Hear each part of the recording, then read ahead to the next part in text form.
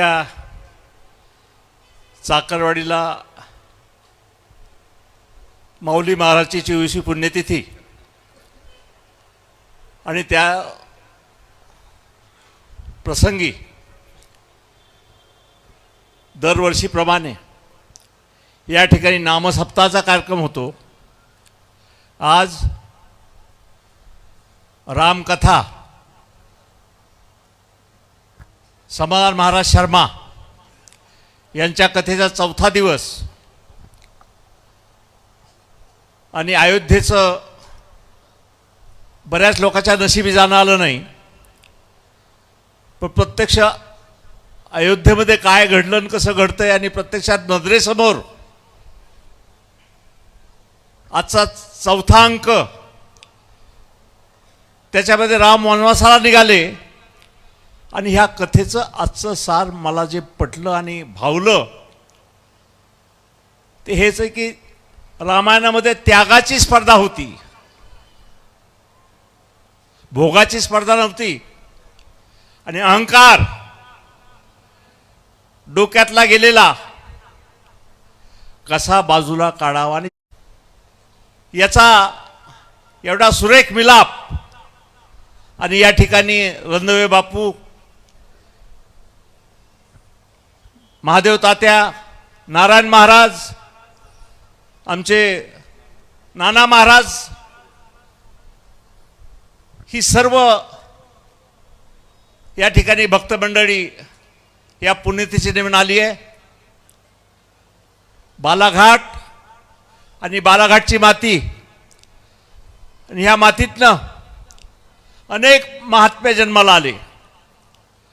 पवित्र ते कुळ, पावन तो देश, जेते हरीचे दास जन्म घेती। ही माती तशी आहे बालाघाटची।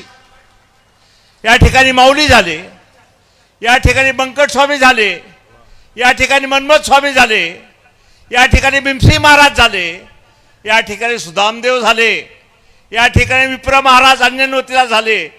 हा बालाघाटचा पवित्र आणि पावन परिसर आहे आणि त्यामुळं बाबांनी हयात असताना ज्या ज्या लोकांचे संसार फुलवले ती लोक जसं चुंबक लोखंडाला आकर्षित करतो, चुंबकामध्ये धर्म आहे, लोखंडाचे कण आकर्षित करणं, तसं चाकरवाडीला जायचं म्हणली की सर्व सेवेकरी वेगवेगळ्या क्षेत्रातली कंबर कसून या ठिकाणी पुण्यतिथीला येत आहेत। दुसऱ्या जिल्ह्यातली नव्हे, महाराष्ट्रातल्या कानाकोपऱ्यातनं लोक येतात आणि इथं धाकट्या पंढरीचं रूप येतं या चाकरवाडीला। ही दादांची पुण्य आहे आणि या पुण्याचा वसा आणि वारसा या ठिकाणी महादेव महाराज अतिशय समर्थपणे चालवत आहेत। कोण कुणाच्या पोटी जन्माला येईल, कोण कुठल्या जातीत जन्माला येईल याच्यावर त्याचं मोठेपण किंवा संतपण अवलंबून राहत नाही। जातना पूछो साधू की, देखिए उसका ज्ञान, मोल करो तलवार का, देखो ना उसकी म्यान। कोण कुठल्या जातीत जन्माला आलाय, कोण कुणाच्या पोटी जन्माला आलाय ते परमेश्वर ठरवतो, आम्ही ठरवत नाहीत। पण ज्या ठिकाणी आपण जन्माला येतो त्या जन्माचं सार्थक करायचं असेल तर आपला प्रत्येक क्षण ईश्वर भक्तीत घालावा। भाव आणि भक्ती, श्रद्धा आणि सबुरी, ही जे महत्वाची चार अंग आहेत त्या चार अंग घेऊन पुढे जावं। हे माऊली दादांनी सातत्यानं आयुष्यभर या परिसरातली, या भागातल्या भक्त भाविकाची श्रद्धा जोपासली, वेळोवेळी त्यांना आशीर्वाद दिले आणि अधिक मलाही स्फूर्ती आणि प्रेरणा येते आपल्या ह्यातनं। तुम्ही जे आता रामाचं चरित्र सांग म्हणजे अनेक मी अधिक वेळ बोलणार नाही, पाऊस पडला एवढा, सृष्टीचं एवढं तहान भागली, काळ्याची तहान भागली, वेळेवर पेरण्या आल्यात आणि मला वाटतं निश्चितच या चाकरवाडीवरनं हीच प्रेरणा स्फूर्ती घेऊन प्रत्येकजण आपल्या आयुष्यामध्ये, आमच्या भगिनी मोठ्या संख्येने या ठिकाणी उपस्थित आहेत आणि खऱ्या अर्थ वारकरी संप्रदायामध्ये नामस्मरणाला अतिशय महत्त्व दिलेलं आहे। म्हणजे आपल्याला ईश्वराप्रत जायचं असेल, पोचायचं असेल, तर कुठं हिमालयावर जाऊन प्रार्थना करायची, काय पार उभा राहून गरज नाही. वारकरी संप्रदायानं सोपा मंत्र दिला आहे. हरिमुखे म्हणा, हरिमुखे म्हणा, पुण्याची गणना कोण करी. अलंकापुरी पुण्यभूमी पवित्र, तिथे नांदतो ज्ञानी राजा सुपात्र. तया ठविता महापुण्य राशी, नमस्कार माझा सद्गुरु ज्ञानेश्वराची. संत ज्ञानेश्वरानं संत 700 वर्षापूर्वी चंद्रभागेच्या वाळवंटावर अनेक जाती धर्माची संत बोलवली. जातीला सारखी मागास समाजात जन्मलेली, ज्यांना आयुष्यभर त्रास सहन करावा लागला. एवढं काय संत ज्ञानेश्वर संत तुकारामांना इथल्या पद्धतीने सोडलं नाही, इथल्या चौकटीने सोडलं नाही.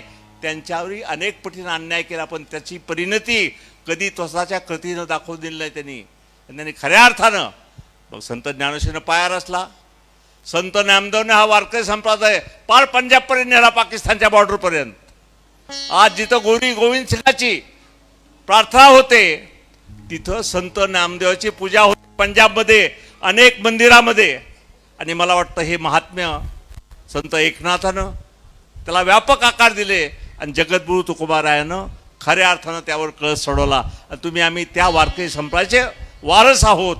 हा वारसा अतिशय समर्थपणे जतन करणं.